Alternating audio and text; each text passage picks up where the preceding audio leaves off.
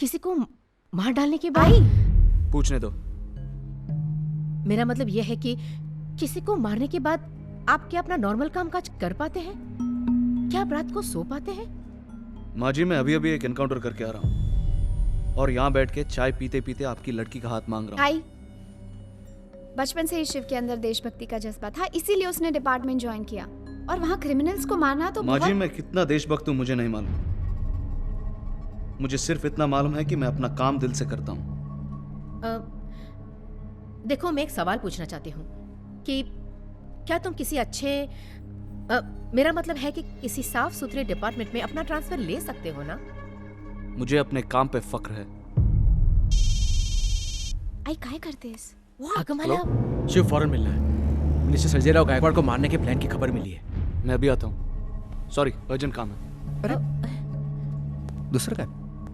किसी को मारना होगा? संजय राव गायकवाड़ पहले एक गैंगस्टर के पास काम करता था, फिर अपने ही बॉस को मार के उसकी जगह ले ली और अचानक एक दिन वो भाईगिरी छोड़कर पॉलिटिक्स में आ गया। कुछ लोग बोलते हैं कि वो अपने फायदे के लिए पॉलिटिक्स में आया और वो बोलता है कि वो पब्लिक की सेवा में है। सच भगवान जाने या सच जाने, लेकिन अब भी बहुत लोग मानते हैं कि उससे ज्यादा डेंजरस आदमी पूरे अंडरवर्ल्ड में तो क्या पॉलिटिक्स में भी नहीं है।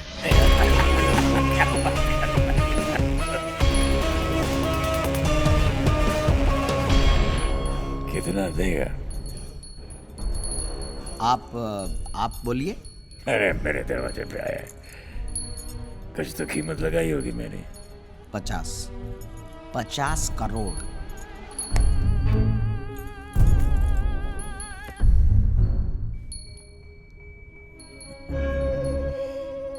नाम क्या तेरा? लालचंद। लालचंद। लालचंद। बट नहीं चलेगा। बट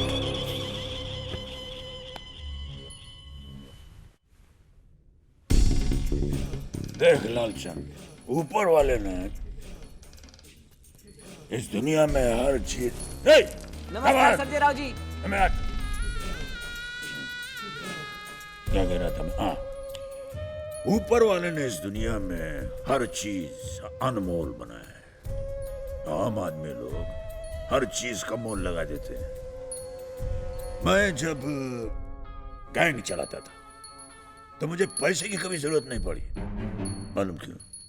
क्योंकि जिस चीज पे मैं नजर डाल देता था वो मेरी हो जाती थी। फिर अचानक एक दिन धारावी के सिग्नल के नीचे मेरे साथ वो हुआ जो गौतम बुद्ध को पेड़ के नीचे हुआ था। साक्षात्कार। इस दुनिया में पैसा ही सब कुछ नहीं है। लोगों का प्यार, मान, आदर, शांति चाहिए। तो इसे परमेश्वर का आदेश समझकर मैंने भाईगिरी को प्राण ठोका और पॉलिटिक्स में जम गया। अब बस अनमोल हो गया। 60 करोड़ 60 CR कैश।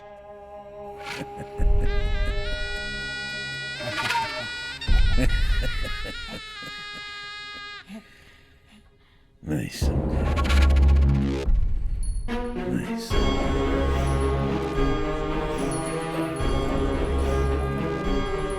नहीं समझने वाले कईयों को हमने अपने स्टाइल में समझाया है और वो किसी को भी समझने लायक नहीं रहे। सॉरी सर्जय राव जी, मेरा वो मतलब नहीं था। बस आप किसी भी तरह, मेरा भाई है ना वो वालचंद, उसे ब्रांड नेम कुछ भी करके ब्रांड नेम वापस दिलवा दीजिए मुझे प्लीज। फिर से सर। वालचंद को बुला।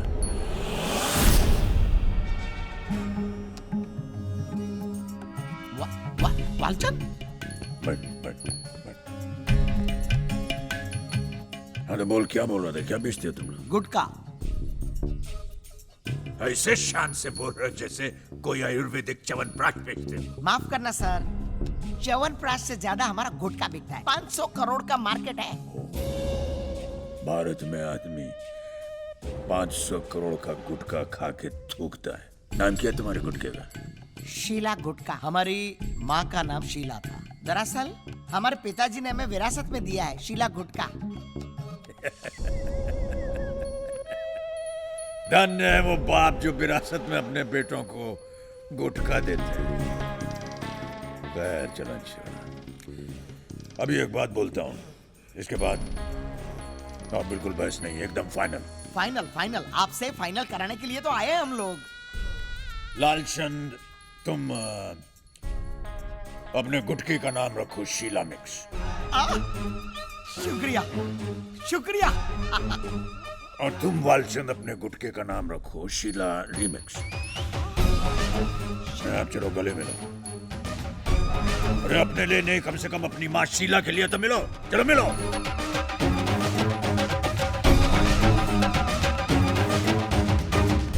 कितने का बोला ये शीला का मार्केट? 500 करोड़ का। PC sir. इन दोनों से 7-8 करोड़ रुपया पार्टी फंड के लिए ले लो। क्या 60 करोड़? ये मेरा सर्विस टैक्स है। शांत हो जाओ, शांत हो जाओ। सुनिए देखिए, मैं न तो गांधी को मानता हूं न गॉडसे को। मैं गरीबी हटाने को मानता हूं। इस देश में सबसे बड़ा गुनाह, सबसे बड़ा अपराध गरीबी है। और आप सब जो गरीब लोग हैं, सब के सब गुनहगार हैं। गुनहगार। देश में आजादी के बावजूद आप सबके गलों में गरीबी रूपी फांसी का फंदा जो लगा है, उसे आप देख नहीं पा रहे हैं। आपके चेहरे पर मुस्कान है। अरे धिक्कारता हूं मैं। यहां बहुत से सही नेता भी हैं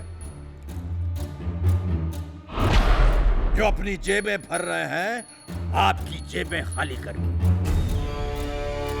कंप्यूटर और सामाजिक न्याय के नाम पे हर सड़क, हर चौराहे पे उनकी बड़ी बड़ी इमारतें लगी हुई हैं मुंह खोले। उसमें सिर्फ कौवे बैठते हैं और कोई नहीं। प्रजातंत्र में गरीबों का खून चूस चूस करके जो दिल्ली में बड़ी बड़ी ताजमहल जैसी इमारतें खड़ी हैं, किस लिए खड़ी हैं? बाजार डालने के लिए।